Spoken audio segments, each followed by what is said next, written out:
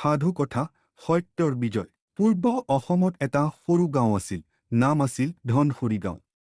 গাঁওখনৰ মানুহবোৰ সাধাৰণ সৰল জীৱন যাপন কৰিছিল। পুৱা গাঁওখনৰ ঘোঁৰা, গৰুৰ ঘণ্টি আৰু হাঁহৰ কুৰিৰে জগাই তুলিছিল সকলোৰে দিন। এই গাঁওখনৰ মাজমজিয়াত এখন বুজৰীয়া ঘৰ আছিল। সেই ঘৰটোত বসবাস কৰিছিল এজন বৃদ্ধ, মাধৱ সাধু বুলি গাঁওবিলাকে তেওঁক মাতিছিল। মাধৱ সাধু আছিল এজন আদৰ্শবান ব্যক্তি। তেওঁ পুৰণি শাস্ত্ৰ পঢ়া, নৈতিকতা, কৰ্ম, সত্য আৰু ধৰ্মৰ পথত চলা লোক আছিল। যিমানেই লোকে সমস্যাত পৰে, তেওঁক পইচা লাগে বা উপদেশ লাগে, মাধৱ সাধুকেই ধৰি আহে। তেওঁৰ এটা উপদেশ আছিল, সত্যৰে যে চলে তাৰ পথ কঠিন হ'ব পাৰে, কিন্তু শেষত বিজয় সদায় সত্যৰেই হয়। এই কথাটো বহু লোকে শুনিছিল, কিন্তু কেইজনে হৃদয়ত বান্ধি ৰাখিছিল। গাঁওখনত এজন ধনবান মানুহ আছিল, ৰাজেন চৌধুৰী। তেওঁৰ বহুত খেতি, বহুত কৰ্মচাৰী আৰু টকা পইচাৰ কুঁৱাৰ নাই। কিন্তু দুখৰ কথা হ'ল, তেওঁ আছিল অত্যাচাৰী। গাঁওবাসীক ঠগি, মিছা কথা কৈ টকা আদায় কৰি তেওঁ ধনী হৈছিল। তেওঁ মাধৱ সাধুক পচন্দ নকৰিছিল, কিয়নো মাধৱ সাধুৰ নৈতিক কথা শুনি মানুহে নিজৰ ভুল বুজি উঠিছিল। এটা সময়ত ৰাজেনে ভাবিলে, এই বুঢ়াৰ বাবে মই গাঁওখনত ডাঙৰ মানুহ হৈ থকা নাই। মানুহে মোক ভয় কৰিলেও সন্মান নকৰে। এই বুঢ়াক অপকাৰ কৰিলে ভাল হয়। এদিন ৰাজেনে তেওঁৰ দুখন বিশ্বাসী লোক, বিপেন আৰু কৰিমক মাতি ক'লে, এই মাধৱ সাধুক অপবাদ দি গাঁৱৰ সন্মুখত হেৰুৱাব লাগিব। কোৱা, কোনো বুদ্ধি আছে? বিপেনে ক'লে, ছাৰ, আমি যদি ক'ব পাৰোঁ যে মাধৱ সাধুৱে আপোনাৰ পৰা মাটিৰ দলিল চুৰি কৰিছে, তেন্তে গাঁৱে তেওঁৰ ওপৰত বিশ্বাস নাথাকিব। এই ষড়যন্ত্ৰক সাজি লৈ ৰাজেনে গাঁওবাসীক মাতি এটা সভা কৰিলে। সন্ধিয়াৰ পুৱা মাধৱ সাধুক বিচাৰি মানুহ আহিল। তেওঁক গাঁৱৰ থানে অনা হ'ল। ৰাজেনে চিঞৰি চিঞৰি ক'লে, মাধৱ সাধু, মোৰ মাটিৰ দলিল, যিটো মই ৰাজহকত পৰা মাটিৰ, সেইটো চুৰি কৰি লৈ গ'ল। আজি গাঁওবাসীৰ সন্মুখত ক'বা, কেনেকৈ এটা বুঢ়াই এনে অপকাৰ কৰিলে। গাঁওবাসী হতবাক। মাধৱ সাধুৰ দৰে মানুহে এনে কাম কৰিব?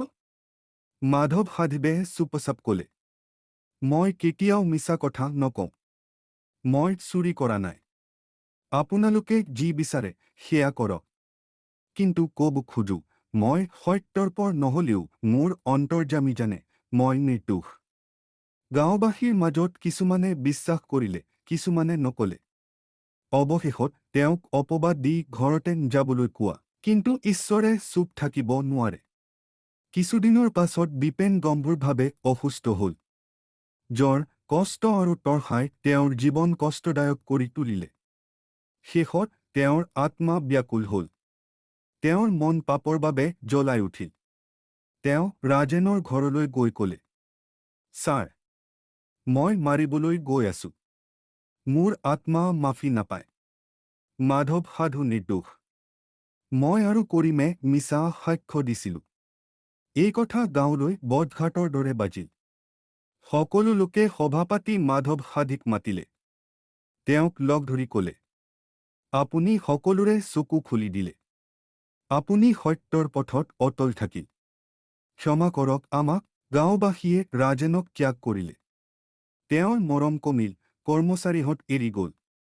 মিছাৰ ওপৰত নিৰ্মিত সাম্ৰাজ্য খহি পৰিল। ৰাজেন নিজেও এদিন থুপি থুপি কান্দি আহি মাধৱ সাধুৰ ওচৰত গ'ল। মাফ কৰক মোক। মই আপোনাৰ ওপৰত অপবাদ দিছিলোঁ। মই মোৰ জীৱনত প্ৰথমবাৰৰ বাবে মৰম আৰু মৰ্যাদা বিচাৰিছোঁ। মাধৱ সাধুৱে মুঠা হাঁহি এটাই দিলে।